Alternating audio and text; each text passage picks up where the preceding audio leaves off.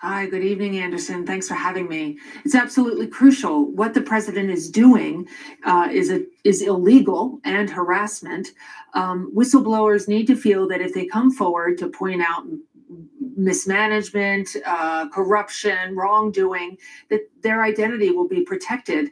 I think what Trump has been doing yesterday and reiterated again today, asking essentially for his henchmen to go out and dig around and reveal the identity of the whistleblower is immoral. It's outrageous. And we can't function as a democracy, as a government, if you put the ice on those who seek to come forward and say, that's not quite right. It's also interesting, given the Mueller report, we know that when the president during the campaign said, Russia, if you're listening, find those emails. According to the Mueller report, the Russian intelligence actually hours later set about doing just that. So the president clearly knows that giving public pronouncements saying, this person should be revealed, and that this person's, said things which are not true and have equated them to a traitor or a spy. He knows the impact that could have on this person. Oh, absolutely. This whistleblower, we don't know who it is yet, thank goodness. Most likely a male, but we don't know that for sure. But clearly, he's a patriot. He thought long and hard about what he was doing. By all accounts, his report was credible, thorough. He had given it a great deal of thought. This wasn't just something he tossed off. He knew that his life would change. I don't think he could have any idea of the depth of it, how profound it would be, because I've experienced that myself, not exactly analogous, but being betrayed by the Bush administration and going from complete anonymity to being in the maw of media attention. And it, even though you might know what you did was right and your friends and family are telling you what you did was right, it is a very disorienting experience. I really, on a personal human level, I really feel for the whistleblower. It's hard now and it's going to get worse. I'm afraid that his identity at some point will become known and his life will just be turned upside down. Clearly, the president believes that there's some sort of political advantage to continuing to focus on the whistleblower, when in truth, the whistleblower at this point is pretty much irrelevant to the actual inquiry, because as you pointed out, what the whistleblower said, which, all the Republicans in Congress running forward saying, well, it's all hearsay, it's now been backed up by testimony. Yeah, it's been corroborated. So the idea that the president is continuing to focus on this person, clearly there must be some reason for that. Oh, yeah. I mean, Trump's really good at the shiny ball technique, isn't it? Look over here. Look, shiny ball over here. Pay no attention to exactly the substance, the flagrant abuse of presidential power, the threat to national security, the erosion of our constitutional democratic values. Pay no attention to that. Let's go after and figure out who the whistleblower is. And we fall for it each and every, how long have we known that this is his technique and he's so actually quite good at it. So we need to all take a collective breath. I'm looking forward to these proceedings going into their public phase. And it'll be very interesting to see what the actual impeachment articles are. Is it just going to be focused on the Ukrainian issue, or will it be broader? Right. I mean, will they include obstruction of justice from the Mueller report? As there's some Democrats who clearly would like that. Just as somebody who knows the CIA from a unique standpoint and from the inside, what do you think the impact has been? Just the cumulative impact. We were talking earlier about the Foreign Service, and the ambassador was saying it's been hollowed out from the inside. Yes. David Gergen was saying it might take. Excuse me, can I interest you in a Canada Protection Plan life insurance policy? Did you know that our rates are among the lowest in the country? At Canada Protection Plan, anyone between the ages of 18 to 80 can apply. We offer up to $750,000 in coverage for no medical life insurance and up to $1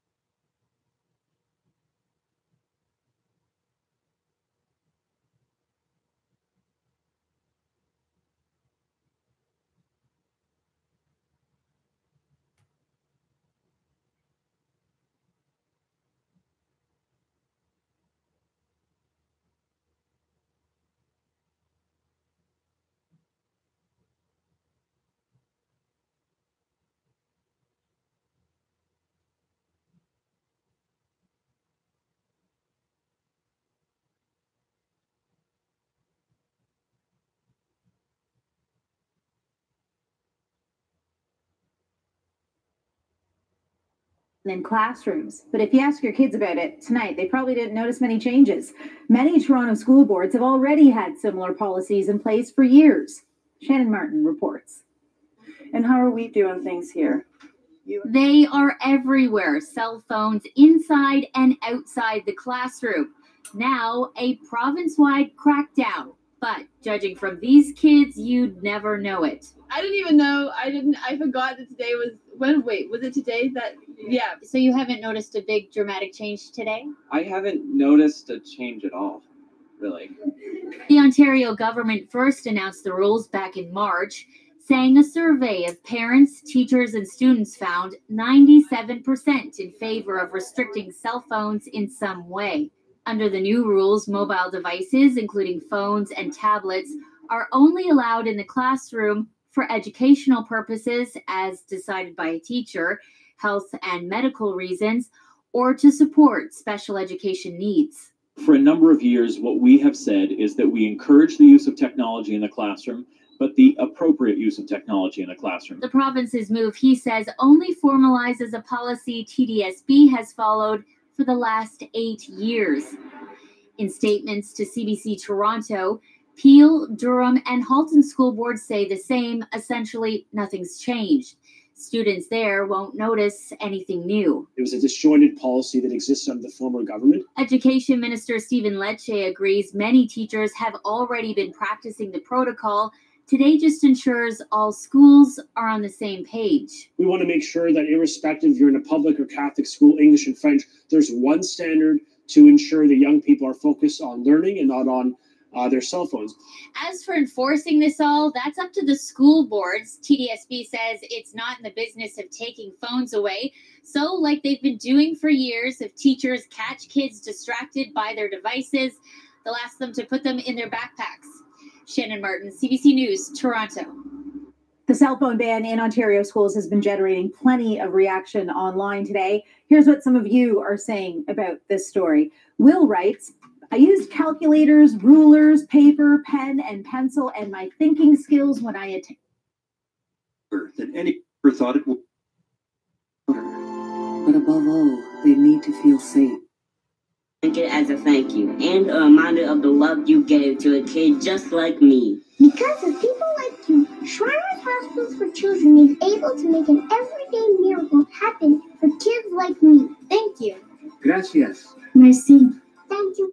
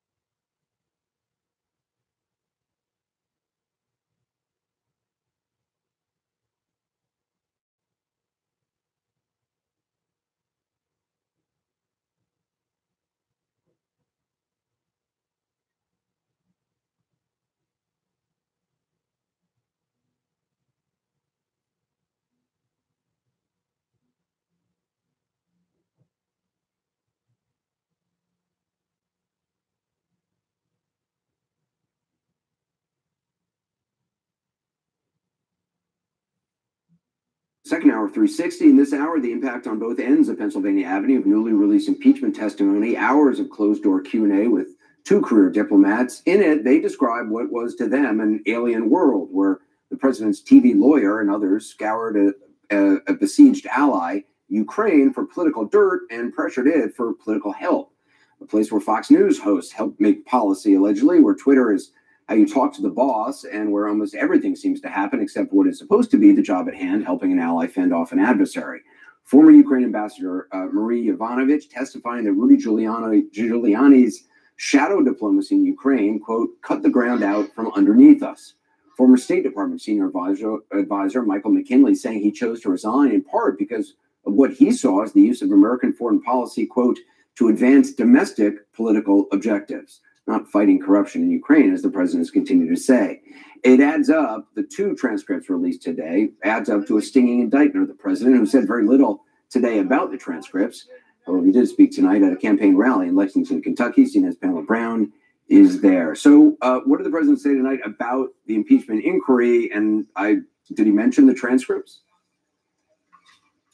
Well, tonight here at this rally in Kentucky, Anderson, he focused primarily on the whistleblower, continuing to poke at the whistleblower, continuing these escalating attacks that we've seen in recent days where he's pushed for the whistleblower to be unmasked, even though the law protects his or her identity. And tonight during the rally, he mentioned how the whistleblower has been quiet ever since the transcript of his phone call with the Ukrainian president has been released. Now, as you know, Anderson, the whistleblower wants to remain anonymous through all of this. But what was interesting Right, the is whistleblower that, is legally allowed here, to remain anonymous. I mean, it's the law. But anyway, go ahead. Right. Yeah. Right. It's the law. The whistleblower, filed the complaint and wants to remain anonymous. And but yet, despite this, the president continues to lash out, focusing his ire toward the whistleblower, despite the corroboration from reporting and the testimony that has come out from current and former administration officials. But this crowd here tonight, Anderson, is aware of what's going on behind the president.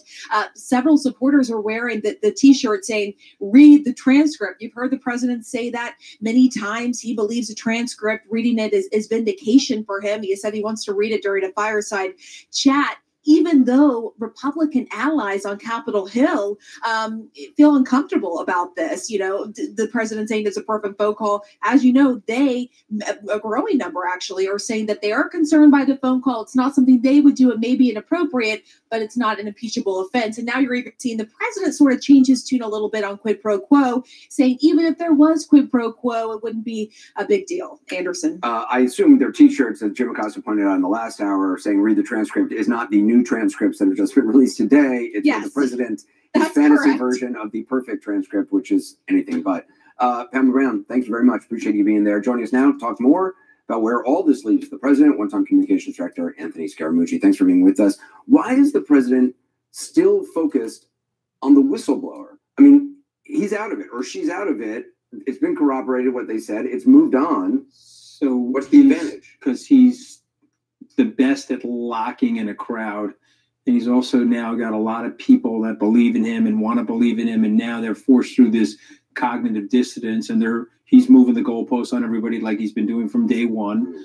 And so by focusing on that, and they can cling to that. I mean, I literally just left a personality code exhibition at a university that I won't name. I'm up there speaking, and they're locked into read the transcript. And I had one 20-year-old woman tell me that everything that the president does is perfect. And so they're locked into it. He does a very good job of this, Anderson. So by focusing on the whistleblower, that ignore what's actually happening, but just focus on this. Focus on the whistleblower. And by the way, Anthony and Anderson, they're quote unquote never Trumpers. They're not rationalists. Right, which is also now equating to human scum. Yes, exactly. So you and I are human scum. If you're not a never Trumper, good. If you're a rationalist looking at this and recognizing that he broke the law alongside of his cohorts, and that nobody in our system should be above the law, don't focus on that. Focus on the stuff that I'm saying to you. See what I mean? So he's brilliant at that, okay? David Koresh was brilliant at that. Jim Jones was brilliant at that. And so what you're going to have to do is you're going to have to delayer this thing in a different way than we're currently delayering it. And we're doing that, okay? And that's why the polling numbers are going down and the impeachment numbers, how important do public testimony is make a difference? Because everyone said that about Mueller. Everyone said that about Mueller, though. Oh, wait till Mueller testifies. It's going to be devastating because here's what's going to happen. The testimony is going to come out.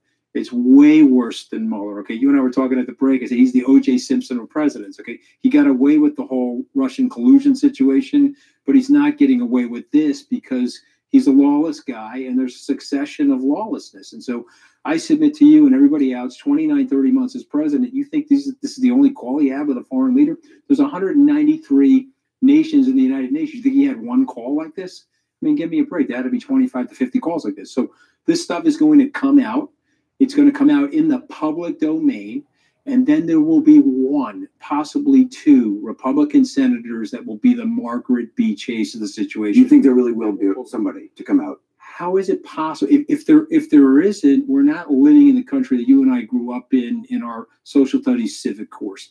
If no one's reading the Constitution, no one's reading what Ben Franklin wrote or what James Madison wrote, no one's reading it. Okay, so if we're not, then I don't know what to tell you. We'll have to figure it out from there. But we'll figure it out. It's a great nation, and we'll figure it out.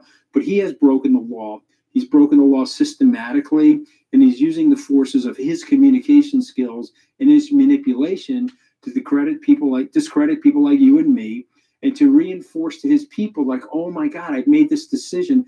I got to stay welded to this guy. Full-blown cognitive dissonance, full-blown demagoguery. We just need a pin in there. There's got to be one or two elected officials that are Republicans that were with him the way, frankly, I was with him and said, hey, wait a minute, this is too much for me. I can't take this anymore. This is rank lawlessness. He has to go. But I mean, you now have, there were 4 officials from, OMB in the White House who were supposed to testify today, didn't even show up. There's not really any ramifications because the Democrats want to, push forward on this and not have it tied up in courts and feel like, what, do you think that's a mistake? Or do you think? I don't think there's a mistake. I think the quicker they get this out in the public domain, the greater the likelihood that 1 or 2 rationalists that really love the country and want to go down in history. So we're going to look back on this period, 10, 15 years. Think about the way we look at McCarthy now. Right?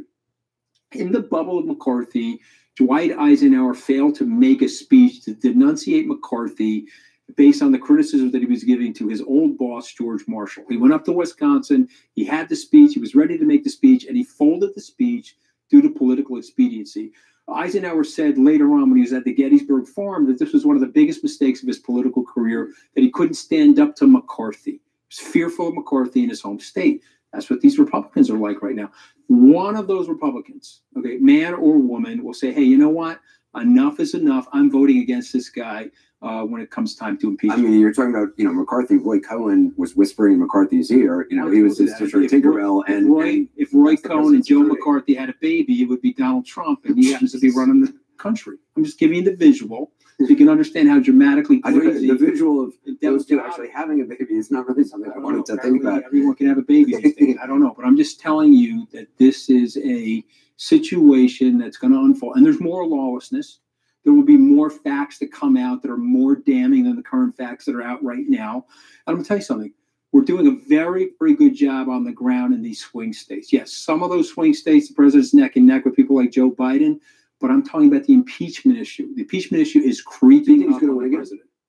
What do you think the President Trump will win again? I think if he survives the impeachment, which I predict he will not survive the impeachment. When you say not survive, you think he'll be out. He'll either say, I'm not running for re-election, they'll negotiate something with him to do that, or he'll have to leave office due to the rank lawlessness and the capitulation. But that requires enough Republicans to support more than 1 or 2. Yeah, it doesn't feel like that right now, but just remember, Nixon seems safe coming into late July. Into early August, all of a sudden, tapes were out unsafe. But at least with Nixon, you did have Republicans voting to proceed with an impeachment inquiry. Different time. Same with Clinton. You had different personality, and weirdly, and if you read Nixon's memoirs, he had a respect for the law, he had a respect for the system. He was trying to cover it up, but once it was found out about it, he did capitulate. The president's not going to do that. Okay, so we're going to have to get him out of there a little bit differently than the way Richard Nixon left, but he's equally lawless, if not worse. And so I predict this will happen, but here's the good news, okay? We went from 43 to 49 on the polling, impeach and remove. We're on our way to 60. When we get to 65, he's done. Okay, so one way or another is going to happen. Either there will be virtuous and righteous Republicans that will come forward and say, okay, enough is enough. This is absolutely berserk. Or we'll get them with the polling numbers. The polling numbers are creeping up. You had a 15% move in the polling numbers in a month. Another 15% move is very good. I believe in the laws of compounding. Does politics go back to whatever it was before and however broken form, or is this the new normal? I mean, is this the future of candidates in both parties? This is a personality calls. Like I said to you in the summers, like the Night King. The Night King goes out, all the zombies are going to disappear, and they're going to forget about the Night King. So no, it doesn't go back, though, because the country's in a lot of pain and a lot of stress.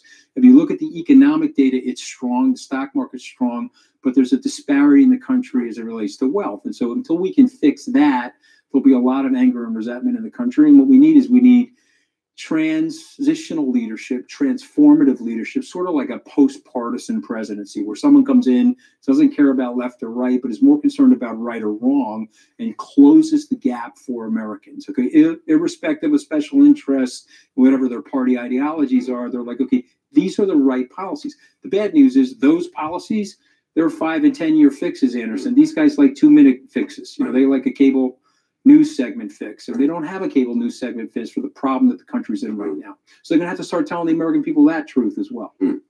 Anthony Scaramucci, appreciate it. You like the analogy with that you almost vomit in your mouth a little bit, right? A little bit, yeah. Let's get that. Right, let's see. Just had 2 veterans of President Clinton's impeachment war room back with us tonight. We'll talk about how the president might react to what will be a rolling wave of testimony as the week goes on, published testimony at least. Later, new reporting on Attorney General Barr's role. This is fascinating. Traveling the globe, asking foreign governments to help him investigate the U.S. intelligence community and the Russia investigation. We'll be right back.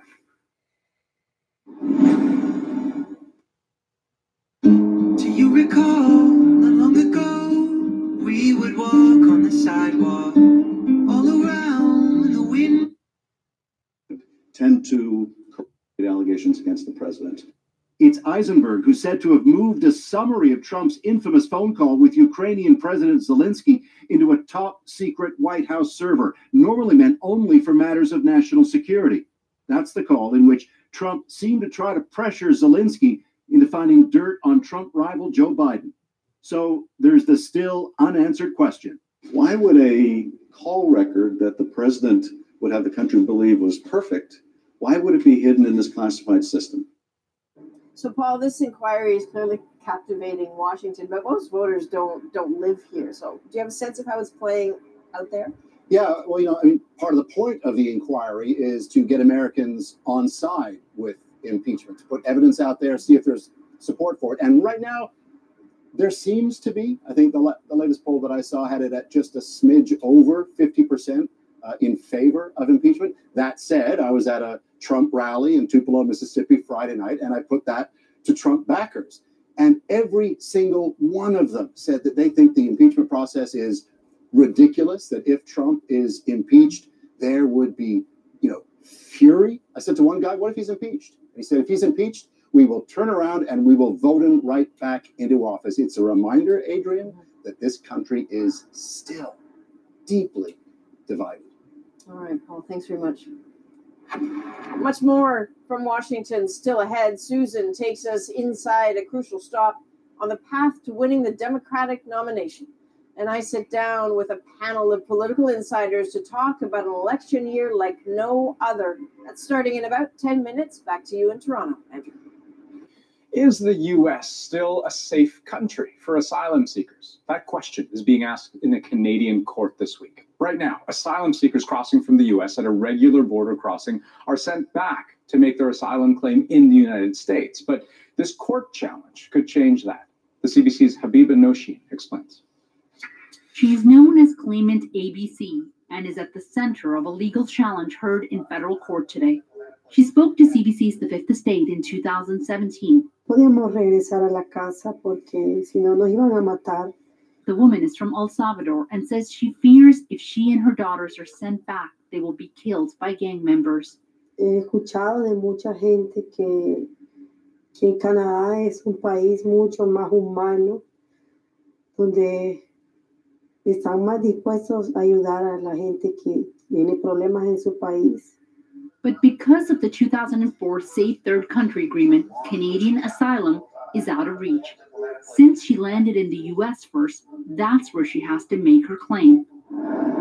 With Amnesty International and 2 other advocacy groups, she launched a legal challenge to the agreement in 2017 that's being heard in federal court this week. Outside, supporters calling for the agreement to be struck down. The main argument in the case, the U.S. is no longer safe for asylum seekers, especially under policies ushered in by the Trump administration. Often denied basic health care, denied basic nutrition, and often with their lives at risk. Children are separated from their parents. It's a moment of reckoning to decide whether we're prepared to stand with asylum seekers, refugees, and migrants, or are we going to continue to stand with and give a nod of complicity to Donald Trump. The Canadian government has been fighting to keep the agreement in place. In court submissions, it argued that the U.S. has a highly developed asylum system in place. Habiba Nasheen, CBC News, Toronto. And we are back in 2 minutes with some unreal images from India's capital, a city literally choking on smog. Politicians are forcing millions of cars off the street as Delhi records its worst air quality in 3 years. Plus, imagine being stopped on a busy highway because of this.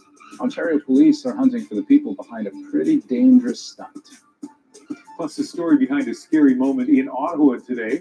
A crane operator suffers a medical emergency while lifting a load high above a construction site. We're back in 2 minutes.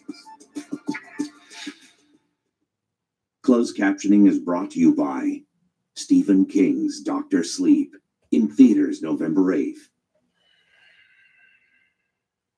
With Export Development Canada, risk doesn't stop you. A Chilean company called for 30,000 brake pads. No deposit. So I said, why put the brakes on now? We landed a software contract in France, but needed more cash flow. I said, when do you need the prototype? As the international risk experts for more than 75 years, EDC will help you take your business to new markets with confidence. Together, let's take on the world. Splish splash, I was taking a bath. All about a Saturday night. Yeah. A rub double, just relaxing in the tub. Thinking everything was on. Jeep Wrangler now has someone new to play with. Put my feet on the floor. I wrap the towel around me. 100% Jeep 4x4. 100% truck. The all-new Jeep Gladiator. There's only one.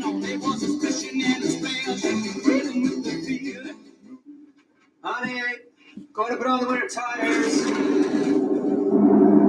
Honey, I'm going to Mr. Lube. Winter is tough. We make it easy. Get fast, same-day tire service, no appointment needed. We're proving the new Keurig K2O brewer makes any occasion the perfect coffee occasion. Family brunch. Just add ground coffee for